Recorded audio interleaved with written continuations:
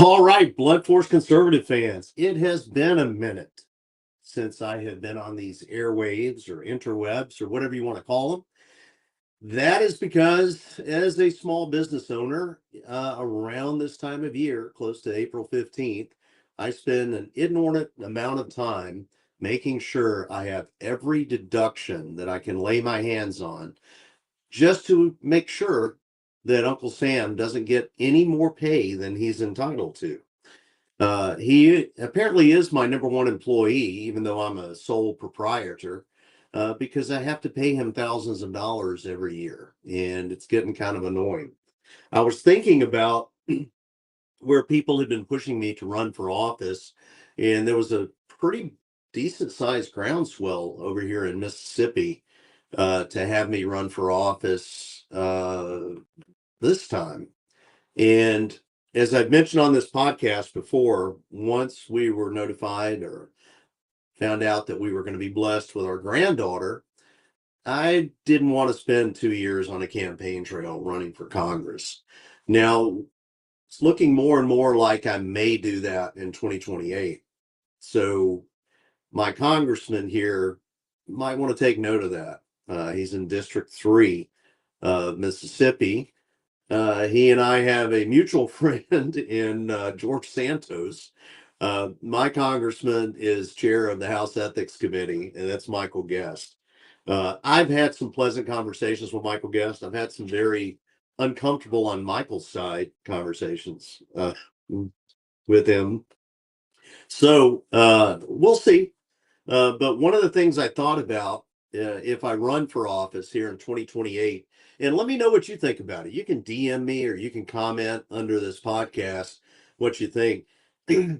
I think my opening line to running for office in 2028 would be, my name is Chris Hinkle.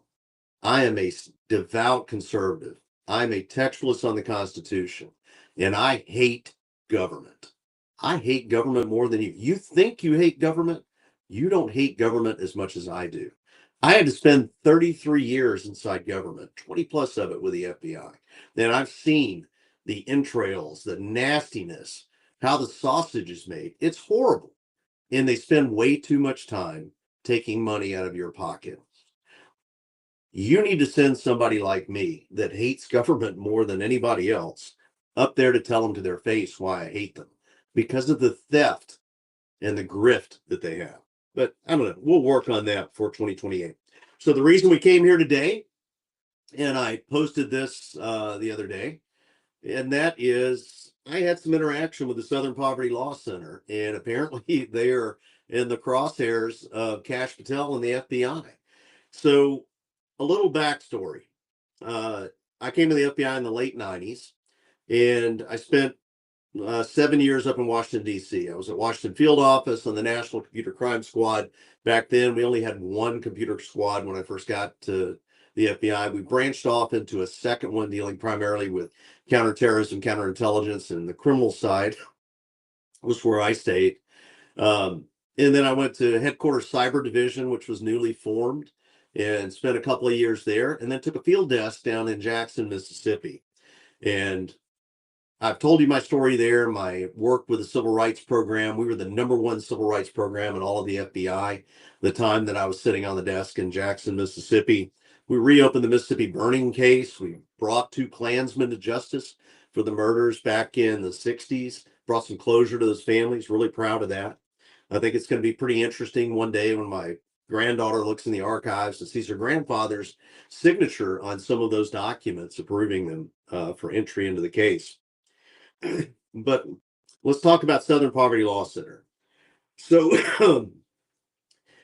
the Southern Poverty Law Center was I had some interaction with them in that civil rights program. They used to send me their magazine, used to get routed to my desk, and it had their heat map of where all these racist things were going on in the United States. And we kind of laughed at a lot of the data that was in there because it wasn't matching up with what we were seeing on the criminal side. So some background on how I came into contact with them. So in once I'd been in the FBI about 15 years, I got approached by the special agent in charge at the time. And he had asked me to take over some of the programs in the office that were having some problems. And one of those was the diversity and inclusion program. And you probably think it is very odd that someone as a devout Christian like myself and a devout conservative would ever stoop to being a diversity and inclusion program coordinator. But I tell you why I did it. I saw the negative things that were happening under the Obama administration with this diversity program, how it was on steroids under Jim Comey. And I said, what better way for me to affect some change than to get on the inside and find out what all these people are about and just attack them with facts? That's kind of how I handle myself. As my Congressman Michael Guest will tell you, in the times, excuse me, that getting over summer cold.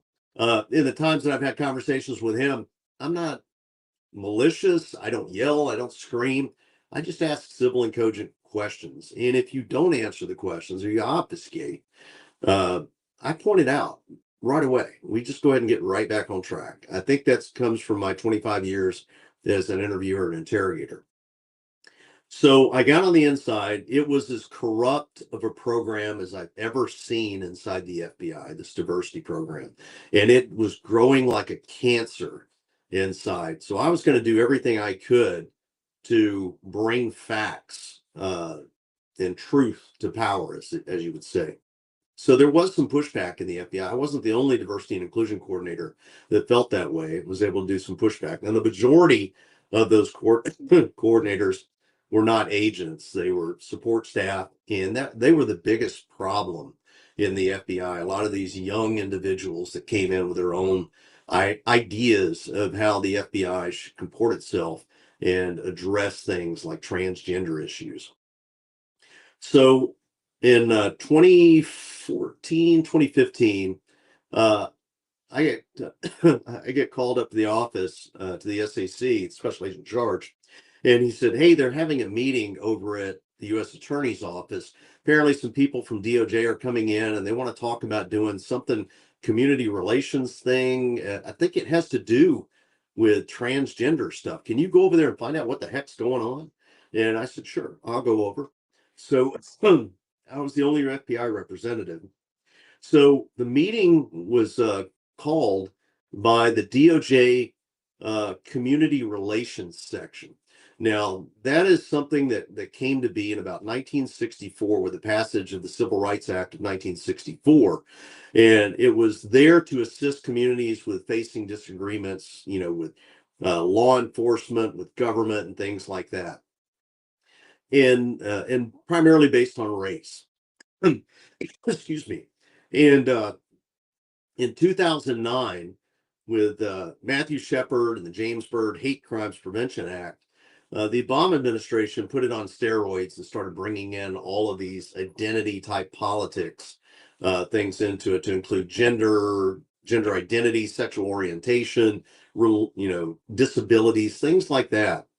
And you know, they touted themselves as providing this neutral, mediator between people on these issues.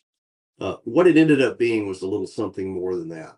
So I go over to this meeting of this with the civil rights section guys, and he was based out of Atlanta. The section is based out of D.C., but he was working out of Atlanta, Georgia, and he had come all the way over to Jackson, Mississippi, to meet with us, to meet with the FBI and the U.S. Attorney's Office. So I go into this meeting, and there's myself, there's two assistant U.S. attorneys, and there's some other people at the table.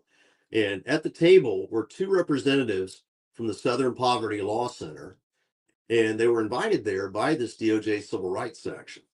And there were two representatives from the American Civil Liberties Union, from the ACLU. These are not typically people that we partner up with, definitely from the FBI. DOJ was relying on them, at least this community relations section. So anyway, we're sitting at the meeting, and this guy talks about issues dealing with transgenders and transgender and law enforcement. And we had an incident in Mississippi. It was down on the coast of Mississippi, and there was an individual, a black male, that killed another black person who was transgender. And initially, it got some media attention that this was something going on in Mississippi dealing with discrimination against transgenders. It turned out to be more closer aligned with gang violence, because this individual, the guy that did the killing, he was part of a gang down on the coast, and he was in a relationship with a male identifying as a female. And his concern was that the gang members were going to find out about that and that they were going to cause problems. So rather than deal with facing, excuse me, the gang, he ended up committing murder. So it wasn't a targeted hate crime event. It was more of a crime of passion, and a gang violence type crime. We looked into it.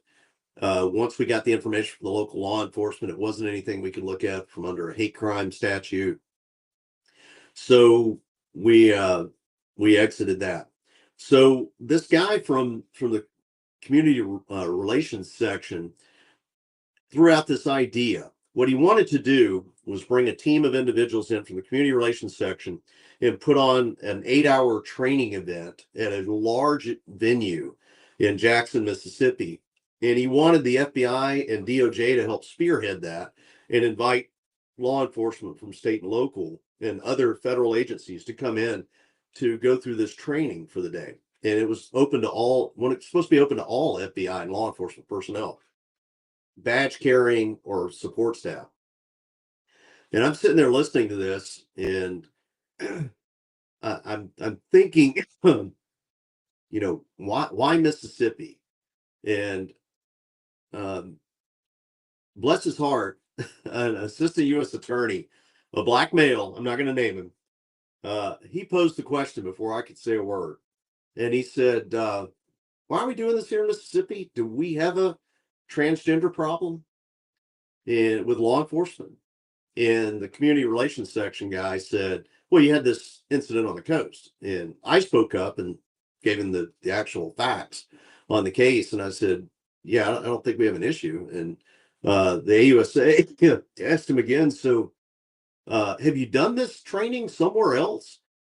And what we found out was we were going to be the test bed for this training that they were going to put on around the United States. The guy's based in Atlanta, and he had not approached the FBI Atlanta office for doing this. He comes all the way over to Jackson, Mississippi. So he goes from Georgia through Alabama to stop and talk to them, all the way over to Mississippi. Hasn't talked to New Orleans, no one. I guess he thought because we were a small, poor state, and with our civil rights history from the 60s, that we would just embrace this, that we would be willing to go through this type of training. And he was really troubled when the AUSA was asking him about why Mississippi and why this isn't being done somewhere else. Why didn't you do it somewhere else first? Why are we first? So the AUSA asked the other question too. Is this a huge problem that we have right now? What are the numbers on this? Do we have a lot of these crimes? And I remember the ACLU person spoke up. I think it was an attorney from ACLU, said, well, we really don't know the numbers on there. And the AUSA asked the Southern Poverty Law Center, well, you guys are, look at hate crimes. Do you have any numbers on this? Well, I don't know if we have any specific details. And my door opened. I raised my hand. I said, I have numbers. And they looked kind of stunned. And I said, yeah, but when I found out what we were going to be talking about today, I went back through the FBI's uniform crime reports and I pulled up all the statistics related to crimes involving LGBTQ and specifically transgenders. And I said, I can give you those numbers if you'd like. And they didn't want to say no. They couldn't say no. So I said, I took a look at how many complaints we received in the last 12 months, according to the Uniform Crime Report. And it was about 3,000 ish from my recollection, complaints that came in. And this is on all LGBTQ matters. And out of those 3,000 ish that came in, there was about 127, from my recollection, matters that were further looked into. We opened up a preliminary inquiry and looking into whether or not we were going to open up a civil rights investigation or a criminal investigation on this. And then out of those, uh, two cases became full field investigations. So out of 56 field offices at the time, there's only 55 now, but out of 56 field offices at the time, we had 2 cases in a year. 2. So when I put those numbers out, I said, listen, I'm charged with going back and giving information to the special agent in charge about and making a recommendation about whether or not the FBI should participate in this training. And I said, now we're more than willing to talk about the civil rights program. We'll tell you all day about how we operate that. But as far as bringing in the entire, shutting down the FBI Jackson division basically for 8 hours of training and inviting other agencies in and law enforcement and helping staff this thing and and speaking parts. I said, I don't think I can recommend that to the special agent in charge. I said, you see, we are charged by the citizens through their elected representatives to goodness, I'm sorry, to judiciously spend their money. And we wouldn't be able to justify taking domestic terrorism, counterterrorism, counterintelligence, cyber crimes, violent crimes, other investigators off of their cases offline for 8 hours to come to training for 8 hours on this issue where we had 2 cases that became full field investigations in the last year. It's not, we're not being good stewards of the taxpayers' dollars, and I would recommend that we don't do that. They were not happy about that. We finished up the meeting not long after that. Of course, no one came up to talk to me. I gathered my paperwork, went back to the office. The next day, I met with the special agent in charge, gave him my assessment, told him what I thought, and he agreed. He said, I'm more than willing to go over there and make a quick speech. I'm not going to be a keynote speaker, but I'm willing to go over and talk to them and tell them about our civil rights program. But that's it. I'm not going to focus on the diversity and inclusion program or anything like that. I'll just talk about what we do and leave it at that. And that's exactly what ended up happening. So when I tell you that it was the Obama DOJ that was pushing this Southern Poverty Law Center on the FBI, that's exactly what was happening. They were doing it through this community relations section, and they did that by quickly expanding the mandate, the mission of that section in 2009. Now, statuses of now, goodness, one more swig.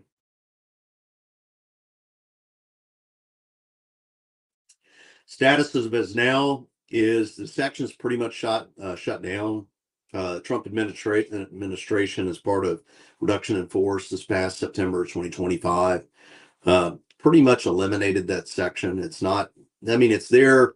You can request assistance from it, but they're not going out and actively pushing themselves on people like they were doing under the Obama administration. So it was kind of funny to see the look on the ACLU and Southern Poverty Law Center's face, which I thought was really odd. In the entire time I ran the FBI Civil Rights Program, not one time did I get a contact, request for a meeting or anything from the Southern Poverty Law Center. Not one. ACLU, we might have some interaction here and there depending on the case. They were present during there was one case that we had here in Mississippi where um, some state investigators assaulted and committed assault and battery on a gay couple, and we ended up opening up a color of law investigation on them. And those guys, they got a year. So it wasn't like we were looking away from actual crimes and doing that through a political ideology. We actually focused on the mission of the FBI.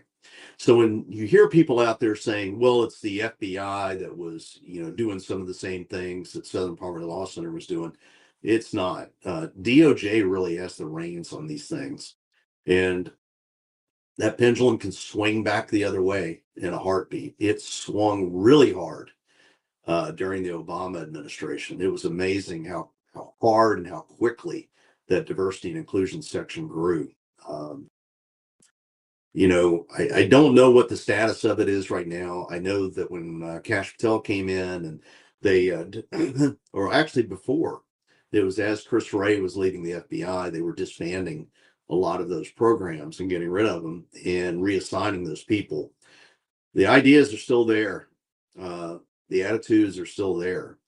Um, the thing I would do is probably take a look at cost codes, which you get assigned a cost code based on where you work in the FBI. And I take a look at where those people move to and probably have some very candid conversations with them to make sure they understand what the mission of the FBI is and what the direction that Kash Patel and Deputy Director Bailey are going with this, because they're following the lead of what President Trump has put forth on this.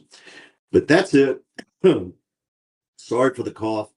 I think I caught it from my granddaughter. She had a cold and an ear infection, and I'm not going to stop loving on my granddaughter. So we were over in Tuscaloosa, Alabama this past weekend, and just holding and loving on her. We took her over there to meet some more of the family, and I spent most of Sunday night and Monday night coughing my head off, and slowly getting rid of it now. Just got some kind of nasal stuff.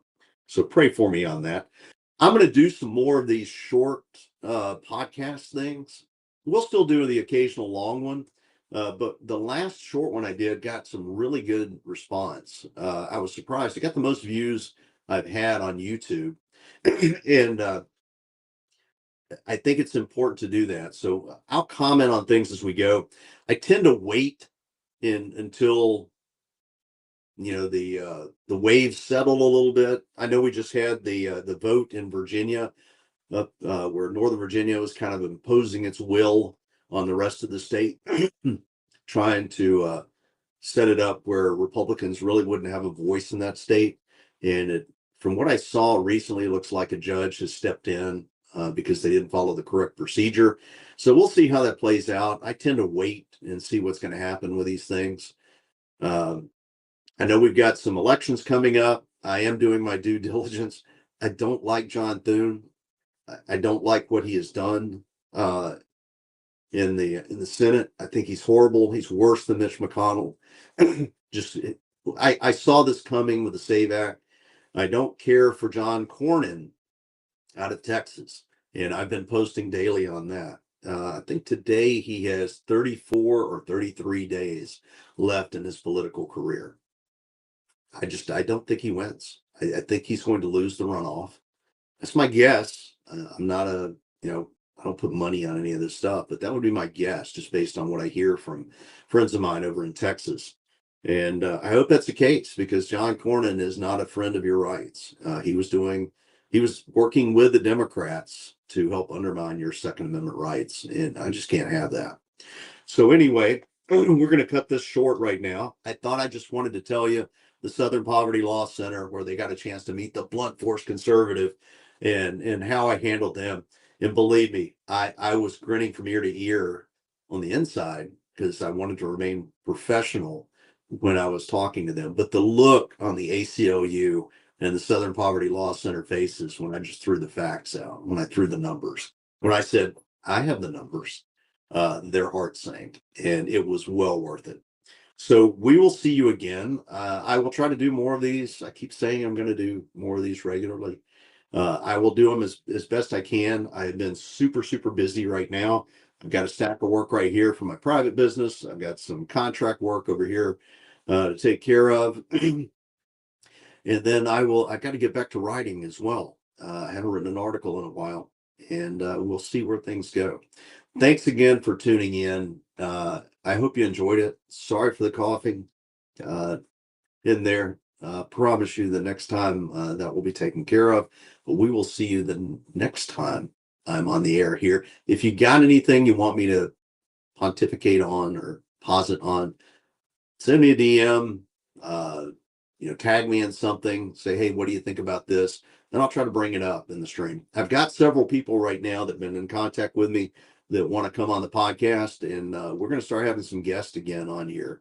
I definitely want to bring back the guys from the MG show, Shady Groove, and the guy from Peterson in the Matrix. I bring them back. Those guys have been spot on with everything, especially dealing with Alex Jones and his ilk, and having some of my FBI friends on as well. But we will see you next time. God bless you. God bless the United States of America.